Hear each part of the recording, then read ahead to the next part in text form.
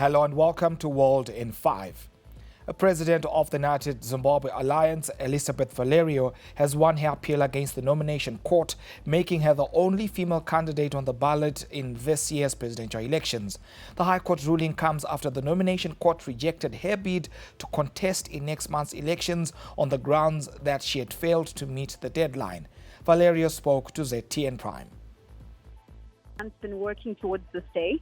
We have been wanting to ensure that we have the opportunity to contest in the 2023 election.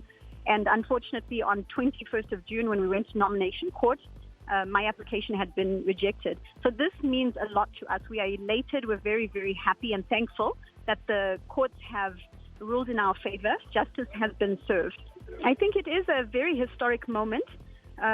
When you look at the history of Zimbabwe, leadership within government has been primarily, it's been dominated by men. So for the first time, I think we give women the opportunity to also be represented. Government has effected a $50 salary increase for civil servants, which will see the least paid worker pocketing $350 this month. The increase backdated to June comprises a $250 COVID-19 monthly allowance and the new $50 plus last month $50. The local currency portion will be pegged at the equivalent of $150 at the prevailing interbank rate. The last round of the primary and secondary education curriculum review consultations took place in Harare yesterday, with critiques of the continuous assessment learning activities program taking precedence. Government started the curriculum review consultations earlier this year with a view to achieve coherence between primary and secondary education as well as tertiary education. The study revealed that in general, teachers who are there to implement color lack the capacity to completely supervise and evaluate color projects. So first of all, color is a hands-on activity which is done by the learners. However, color is not cumulatively continuous on a particular topic, which contradicts the ideal purpose of color.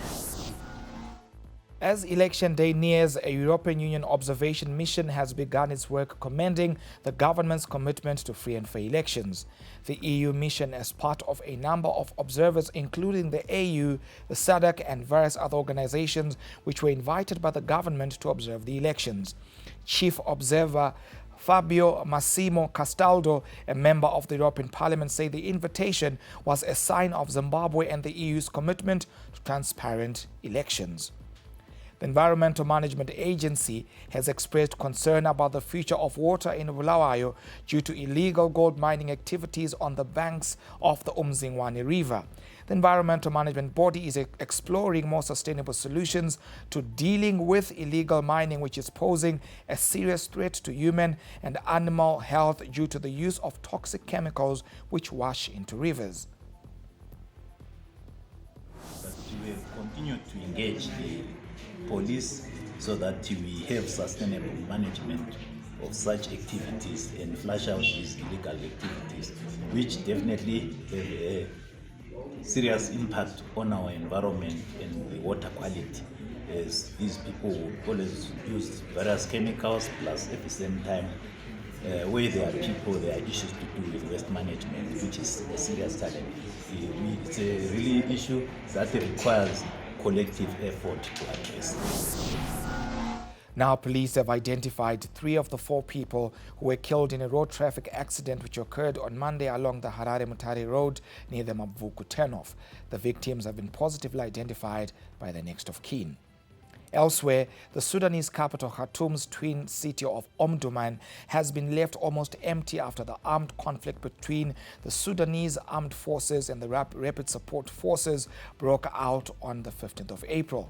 The warring factions' fierce battles have made electricity, water and other necessities nearly inaccessible to local residents. Many residents have urged an end to the conflict in the hope of a return to normal life. According to estimates released last week by the International Organization for Migration, the number of people uprooted by the conflict has surpassed 3 million. Sudanese armed forces representatives have reportedly arrived in Saudi Arabia's Jeddah to resume talks with RSF. Well, that's a wrap on The World in 5. Thank you for watching.